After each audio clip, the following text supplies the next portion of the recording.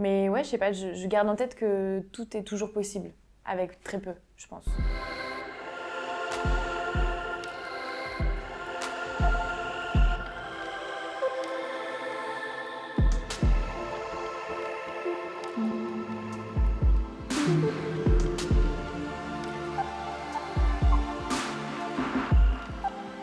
Moi, j'ai fait un bac littéraire option ciné. Puis après, je suis venue à Paris pour faire une fac de cinéma. Et en fait, à partir de la licence, vu qu'on nous demande de faire des stages, j'ai eu la chance de faire des stages en assistante mise en scène sur des longs métrages. Et ça m'a beaucoup plu, l'énergie de plateau. Et je me suis rendu compte que, contrairement à ce que j'avais envisagé, je ne ferais pas de master réalisation à Paris 8 pour essayer de bosser tout de suite en assistante mise en scène, en stage ou non. Donc j'ai débuté comme ça. Mais j'avais très envie d'écrire et donc de mettre en scène aussi et de jouer. Donc à côté de ça, j'avais déjà commencé à jouer un peu dans des courts-métrages. Et j'osais pas trop me lancer toute seule à porter un court-métrage seule. Alors que j'étais bien entourée pour le faire, mais je sais pas, j'osais pas. Surtout dans une initiative autoprod et tout. Et puis il y a eu la rencontre avec Martin qui a débloqué tout ça en fait. Ouais, on s'est rencontrés sur un tournage sur lequel on jouait. Et puis moi j'avais déjà un peu entendu parler de lui. Il m'a montré ses courts-métrages qu'il avait déjà fait lui auparavant en autoprod justement. Et puis on est devenus super potes et voilà. Et peut-être un an après je lui ai dit mais attends en fait moi j'ai des idées, j'ai des envies d'écriture. Est-ce que toi aussi, est-ce qu'on ferait un truc ensemble? En plus t'as envie de jouer. Moi c'est pareil, on pourrait se mettre en scène. Et donc de là est né ce projet Ville éternelle.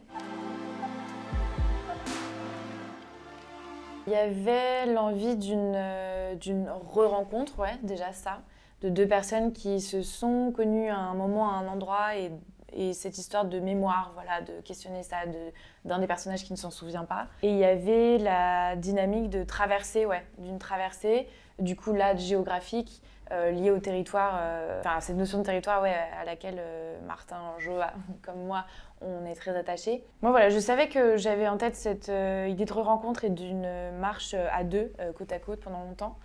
Et toutes les petites histoires qui viennent agrémenter, on va dire, le récit, enfin nos récits de nos personnages, c'est issu vraiment de choses hyper réelles qu'on s'est racontées avec Martin, de nos vies personnelles, que ce soit amicales, familiales, amoureux.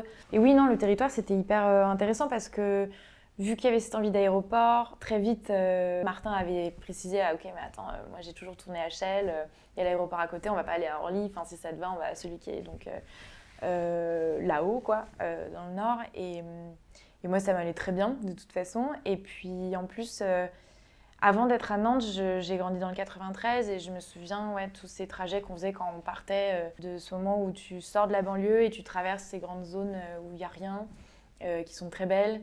Et du coup, ouais, c'était intéressant parce que ça m'a ramené à ça, moi aussi, enfin, des choses que j'avais vues et dans lesquelles j'avais grandi plus petite. Et la question de la rencontre amoureuse ou pas, je sais qu'au départ, on s'était dit très clairement qu'on ne voulait pas raconter une histoire d'amour, qu'on voulait justement éviter ça, parce que c'était comme si ça voulait dire quoi alors que l'amitié homme-femme ne peut pas exister. Enfin voilà, il y avait un truc un peu qu'on trouvait cliché. Et puis finalement, au fur et à mesure de l'écriture et puis même du montage, enfin, on s'est dit que qu'en fait c'était peut-être assez joli aussi de laisser la porte ouverte. Où on sait pas trop, c'est pas dit concrètement. On s'en raconte ce qu'on veut ensuite en tant que spectateur, spectatrice. Et voilà, ça ajoutait une petite touche qu'on aimait bien aussi finalement.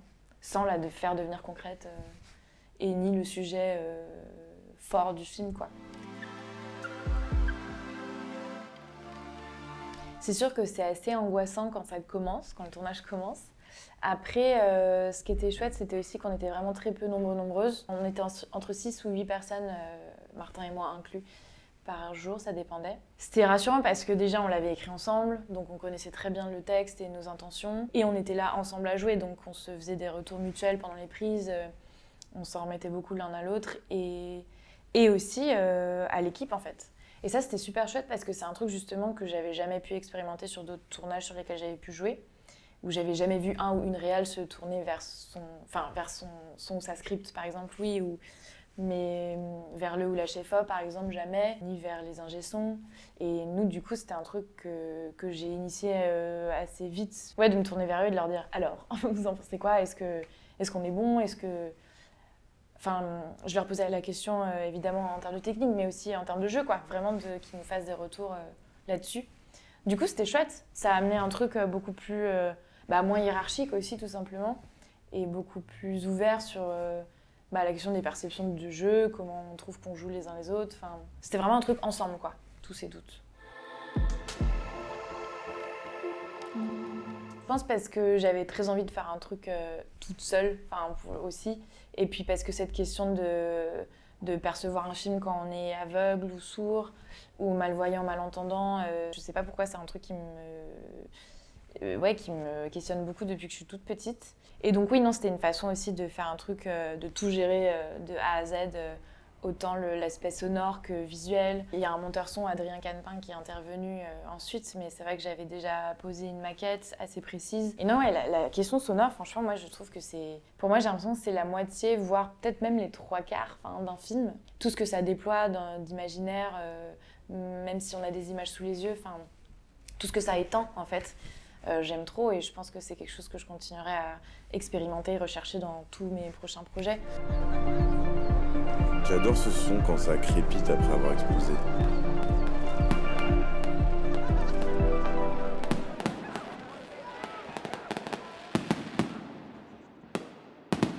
En gros, oui, je me rends compte qu'on se connaît beaucoup les uns, les unes, les autres et tout. Chose qui, je pense, était déjà le cas forcément depuis toutes ces générations de cinéma.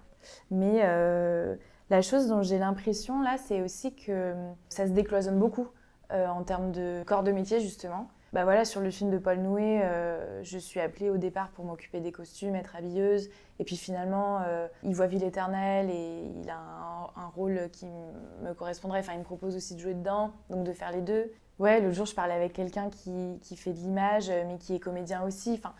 Et je vois qu'en fait, ça bouge vachement plus. Et que de nos générations à nous, ouais, c'est complètement OK. Et je sais que quand j'ai commencé en assistant à la mise en scène et que je disais un peu autour de moi, oui, là je fais ça, mais bon, j'ai envie de jouer, puis j'ai envie de réaliser, mais j'aime bien être assistante aussi. Souvent, les gens plus âgés me regardaient et me disaient « Ah, mais ça va pas le faire, va falloir que tu choisisses. » Et ça, j'ai l'impression que là, c'est plus le cas. Et je trouve ça super d'ouvrir comme ça et de se dire que c'est OK, quoi. Donc ouais, un truc en tout cas d'expérimentation, j'ai l'impression qu'il y a plus maintenant. Pareil, c'est un projet qui a été écrit à deux, donc avec un comédien qui s'appelle Théo Costamarini. On joue dedans avec 2 autres acteurs-actrices. J'ai l'impression que c'est plus l'expérimentation du jeu que j'ai voulu toucher dans ce film-là. Mais du coup, c'est aussi mon premier film produit. C'est marrant, je sais pas trop... je suis contente de ce film, pour l'instant. Mais c'est comme si j'aurais du mal à en parler parce que tant qu'aussi il n'a pas été montré, que j'ai pas trop de retours, que c'est un peu bizarre là, l'espace dans lequel je suis actuellement. Mais en tout cas, oui, j'ai l'impression que autant peut-être Ville éternelle, c'était beaucoup des envies de mise en scène, d'image, de silence, etc. Bruit de souvenir, c'est beaucoup de l'expérimentation au sens photo et fait un peu film de montage, quoi, et de perception. Et autant là, ouais, c'est plus un truc de jeu qui est vraiment ciblé. Là, il y a un autre court-métrage quand même que j'ai envie de faire. C'est un court qui questionnerait la notion d'être militant, mais sans filmer les actions ou les manifestations, de manière à rester en cohérence d'ailleurs avec ça, où généralement on ne filme pas les visages dans ces moments-là. Et du coup, plus d'axer ça sur les moments entre les actions, entre les âgés et tout ça. Qu'est-ce que c'est que le militantisme quand on n'est pas en train de faire et qu'on est en train d'attendre ou de se questionner et d'évoluer avec un entourage qui parfois n'est pas aussi investi que soi. Donc ouais, c'est tout ce que je pourrais en dire pour l'instant, mais voilà.